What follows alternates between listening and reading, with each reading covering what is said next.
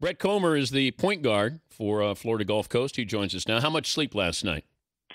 I think maybe a good 4 hours. We got back last night at 3:30. By the time we got back into our dorms and everything, a good 5. And I had class at 9:30, so about 4 hours. Wait, class wasn't canceled? Actually, I got to class and my teacher said, "Oh, congrats on winning. I gave you the day off," but it was already too late by then. So, what's the reaction around camp? How many people go to Florida Gulf Coast? How many people go to Gulf Coast? I would say about 1,300. 13,000. 13,000. 13,000, correct. Okay. If you walk around campus prior to March Madness here, prior to the tournament run, how many people would stop you? Not too many, just a couple here and there. How many will stop you now? Oh man, everybody in my class. Everybody was talking to me even about the game, and I got a little standing ovation when I walked in, and it's been crazy so far. Standing ovation from your classmates. Yes, that's pretty good. Pretty good. It's serious because you're trying to prove that you belong with the big boys, and you guys have certainly done that. But how much fun does your coach say? Let's go out, and that is important in how we prepare, how we play. I mean that's our style of play and how we are as a team. Though on and off the court, we have fun together and a great time. So that's one of our big aspects of our game. So it's very important to us. But how much you got to be careful with cocky and fun.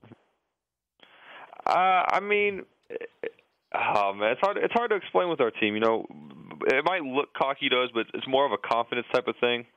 We have some guys that blow kisses and flex and do a little Irish heel kick, but it's all in fun and getting the crowd behind us, and I think we did a great job of doing that. When at Wells Fargo Arena, we had pretty much the whole arena behind us, and it really helped our style of play. You guys practice the alley-oops? We do every once in a while. We run some pick and roll drills, and we love throwing lobs, and we're a very very athletic team. So we have fun with it. You got Florida up next. Did you want to go to Florida? When I was younger, I did. Back when they had the Joakim Noah, Horford, and Corey Brewer days. That was my favorite team. So it's kind of crazy seeing that we're going to be playing them now. But it wasn't that long ago when they had Joakim Noah. By the way, you're talking about the old days. I mean, for me, that seems like forever ago. So. But did Coach Donovan recruit you? No, he actually was recruiting my high school teammate at the time. So that was Austin Rivers. Yeah. Yes, correct. Have you heard from Austin? I have. I talked to him before the Georgetown game and after the Georgetown game. So we had a quick little conversation. How good was that backcourt? When high school? Yeah. No, man, it was ridiculous between me, him. We had another guy going to Central Michigan. We had a pretty good backcourt, and it was hard to stop at times. Give me the plan this week for you guys going into the Florida game. What happens today and the next couple of days? I think today we're really we're gonna take care of our bodies today and kind of prepare our bodies for this week coming up. We're probably gonna go hard every other day besides today and prepare and get our game plan for Florida. We will beat Florida if what? We'll beat Florida if we play our style of game and control the tempo. Are you allowed to have the issue of Maxim magazine that Coach Enfield's wife was on? I don't think that'd be a good idea, probably. So I try to stay away from the coach's wife's comments. It's hard to stay away from lately, though, because before we beat Georgetown, she was probably getting the most exposure on our team. So it's very interesting, though. What do you mean? Everybody's, asking me, what's Coach's wife like? How beautiful is she? Like, that's what we were getting in our first interviews when we first got there. It wasn't about basketball at all. It was more about what a great pickup he did. Well, nobody knew about Florida Gulf Coast, so they had to ask you some questions, and so maybe that was the obvious one. I understand that, but as a team, we kind of felt disrespected with all that stuff going on that wasn't about basketball. It was about everything else, not about us, though.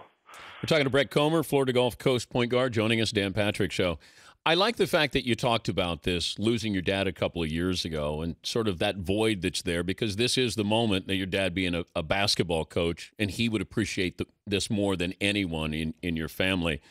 How do you make that a positive, that your dad's not there? it really it motivates me, you know, because I want to. He's the reason who I am today, you know, and I try to live and play through him, and it's more of showing respect to him and knowing that if he's always there with me no matter what. But you went in for treatment.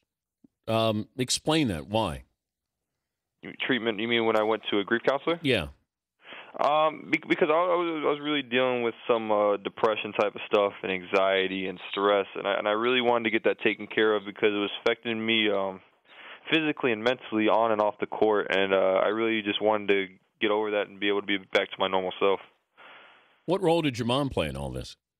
She actually played the hugest role. You know, she's my only family member that I really have anymore. You know, it's just me and her. So she's everything to me. She's my best friend. She's everything. And how many times you look up in the stands? You know where your mom's going to be seated when you face Florida? I make sure before we play I know where she is every single game.